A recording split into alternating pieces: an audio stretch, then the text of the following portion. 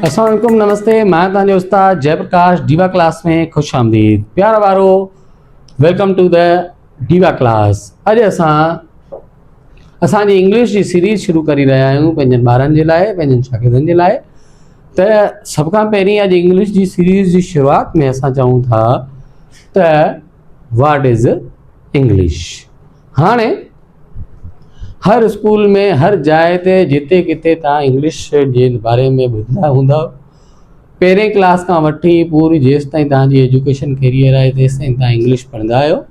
त अॼु असीं पढ़ूं था त इंग्लिश आहे छा, व्हाट इज़ इंग्लिश। हाणे English is an international language. मतिलबु त इंग्लिश जेको आहे उहो बैन अल-क़वामी सतह ते हिकिड़ी ॿोली आहे जंहिंजो कमु छा आहे, that connects people across the world, जेको दुनिया जे माण्हुनि खे पाण में ॻंढे थो, उन्हनि जो राब्तो कराए थो, उन्हनि जो हिक ॿिए सां तालुक़ बणाए थो। It helps us in education, jobs and technology. अॼोके दौर में इंग्लिश जेको आहे उहो असांखे असांजी तालीम में मदद करे थी, असांजी जॉब वग़ैरह में असांजी मदद करे थी। ऐं वॾी ॻाल्हि जेको अॼुकल्ह रेवोल्यूशनरी टेक्नोलॉजी जेको एनाउंस थी रही आहे उन में बि इंग्लिश असांखे मदद करे थी। कीअं? जीअं अॼुकल्ह तव्हां सभई फेसबुक इस्तेमालु कंदा हूंदव, टिकटॉक इस्तेमालु कंदा हूंदव, यूट्यूब इस्तेमालु कंदा हूंदव, या इंस्टाग्राम इस्तेमालु कंदा हूंदव। उहे सभई जेके सोशल प्लेटफॉर्म्स आहिनि उहे तव्हांजा इंग्लिश लैंग्वेज में ठहियल आहिनि। We can communicate anywhere easily. मतिलबु त जेकॾहिं तव्हांखे इंग्लिश ईंदी हूंदी त तव्हां दुनिया जी कंहिं बि कुंड कुर्छ में वेंदव त आराम सां माण्हुनि सां कम्युनिकेट करे सघो था, डिस्कस करे सघो था, कंहिं मसइले जे बारे में ॻाल्हाए सघो था। हाणे सवाल इहो थिए थो त किथे किथे जेको आहे असांखे फ़र्क़ु ॿुधायो वेंदो आहे त what is English, is English a language और ए सब्जेक्ट। त भाई इंग्लिश जेको आहे हिकिड़ी लैंग्वेज आहे या हिकिड़ो सब्जेक्ट आहे। त प्यारा ॿारो, हाणे जीअं असां पंहिंजी मादरी ॿोली सिंधी ॻाल्हाईंदा आहियूं, ईअं ई जेको आहे अंग्रेज़नि जी इंग्लिश जेको आहे मादरी ॿोली आहे। हुते जॾहिं ॿार पंहिंजी मादरी ॿोली ॻाल्हाईंदो आहे त उहो छा में ॻाल्हाईंदो आहे, इंग्लिश में ॻाल्हाईंदो आहे।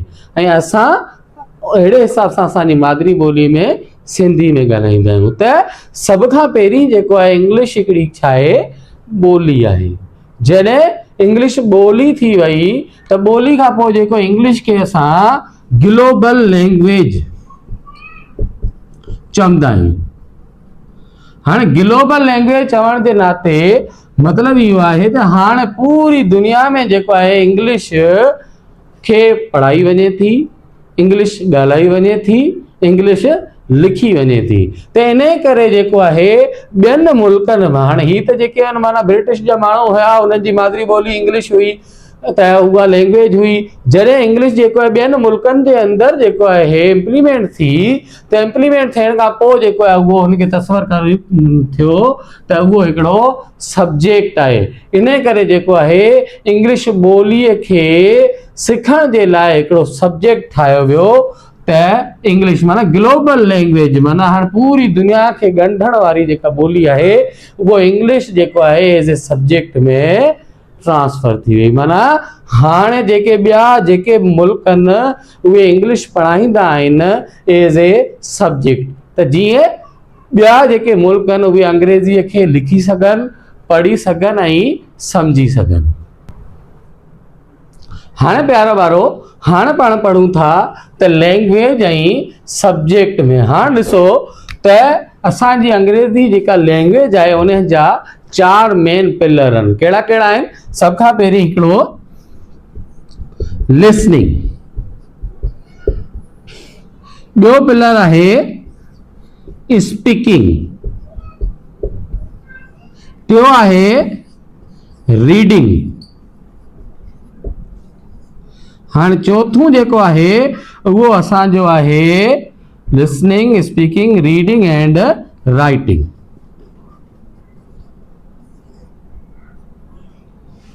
हाणे अंग्रेजीअ जा जेके 4 पिलर आहिनि उहे छा आहिनि? Listening, speaking, reading and writing. हाणे तव्हांखे जेके लिसनिंग ऐं स्पीकिंग जेके आहिनि उहे पाण इस्तेमालु कंदा आहियूं लैंग्वेज में, ऐं रीडिंग एंड राइटिंग जेके आहिनि उहे असां इस्तेमालु कंदा आहियूं एज सब्जेक्ट में।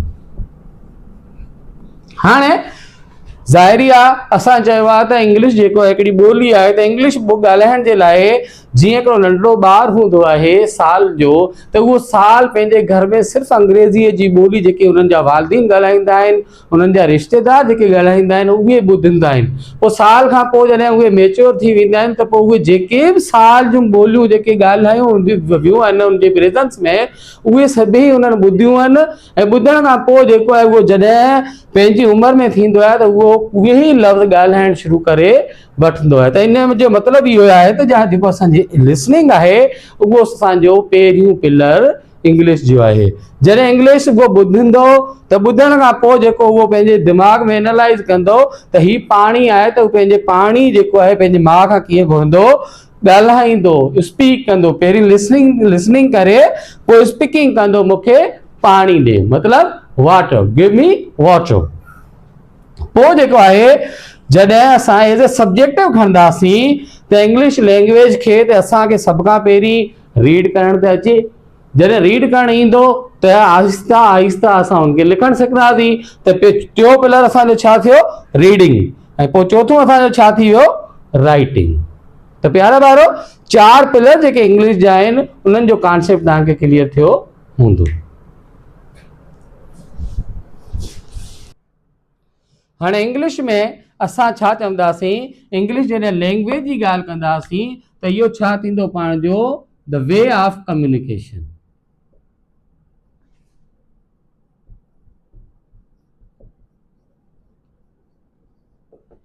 ठीकु आहे? जॾहिं लैंग्वेज जी ॻाल्हि कंदासीं त लैंग्वेज छा आहे असांजी? ए वे ऑफ कम्युनिकेशन। अहिड़े हिसाब सां जॾहिं सब्जेक्टिव जी ॻाल्हि कंदासीं त पाण सब्जेक्ट जी ॻाल्हि कंदासीं त छा थींदो? ए study in school or any other educational institute। ठीक है? तो जॾहिं पाण सब्जेक्ट जी ॻाल्हि कंदासीं त माना असां कहिड़ी स्कूल में पढ़ूं था, उते असां रीडिंग ऐं राइटिंग जेको सिखूं था उहो असां चवंदासीं एज ए सब्जेक्ट।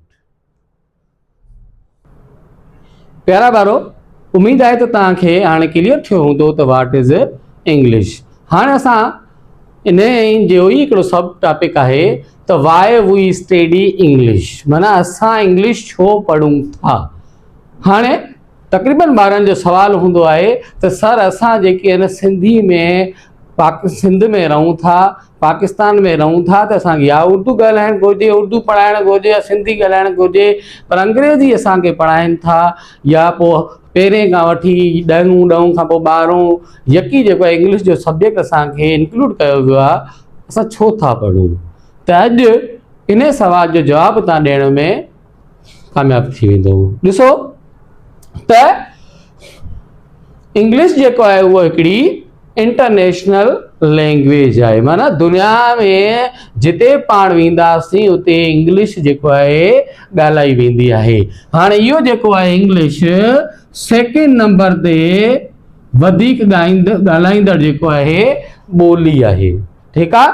पहिरीं कहिड़ी आहे उहा जेको आहे तव्हां कमेंट सेक्शन में लिखी ॿुधाईंदव।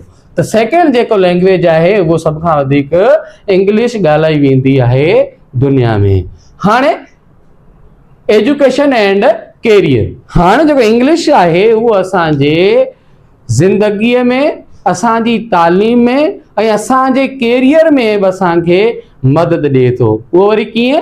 जीअं अगरि तव्हांजी इंग्लिश सुठी आहे त तव्हांजी कंहिं सुठे इदारे में नौकरी लॻी सघे थी, तव्हां सुठी ज़िंदगी गुज़ारे सघो था, सुठा स्कॉलर थी सघो था।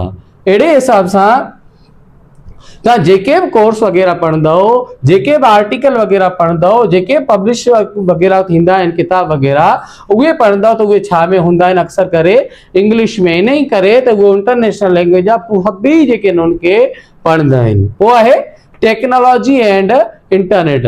अॼुकल्ह जेको असांजो सभ खां वधीक ग्रो कंदड़ जेको आहे उहा फील्ड आहे टेक्नोलॉजी एंड इंटरनेट, जंहिंखे पाण ईअं ई चवंदा आहियूं त अॼुकल्ह जेको इंटरनेट जो ज़मानो आहे। त इंटरनेट जो ज़मानो मतिलबु इहो आहे जेका बि शइ टेक्नोलॉजी ऐं इंटरनेट ते आहे उहो छा में आहे, इंग्लिश में आहे। चाहे असांजो फेसबुक हुजे, ट्विटर हुजे, इंस्टाग्राम हुजे, टिकटॉक ई खणे छो न हुजे, सभई जेके बि एप्लीकेशनूं आहिनि, वेबसाइट आहिनि, उहे सभई व्लॉग वग़ैरह आहिनि, ब्लॉग वग़ैरह आहिनि, उहे सभई छा में आहिनि, असांजे इंग्लिश में आहिनि।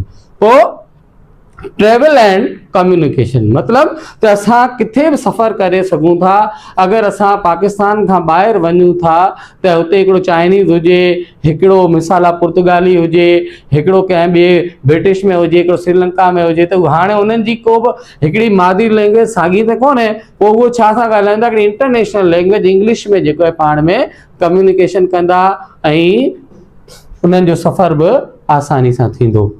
पोइ आहे पर्सनल ग्रोथ। पर्सनल ग्रोथ जो मतिलबु इहो आहे त असांखे इंग्लिश दुनिया में सभिनी सां मुंहुं अटकाइण लाइ या सभिनी सां गॾु हलण जे लाइ असांखे इंग्लिश जी ज़रूरत पवंदी आहे। इन करे जेको आहे अगरि असां अंग्रेज़ी पढ़ंदासीं त असांखे अंग्रेज़ी में कॉन्फिडेंट थींदो, असां अॻिते जेको आहे पंहिंजे मुस्तक़बिल जे लाइ सोचे सघूं था ऐं सुठे तरीक़े सां जेको आहे असांजी ग्रोथ थींदी।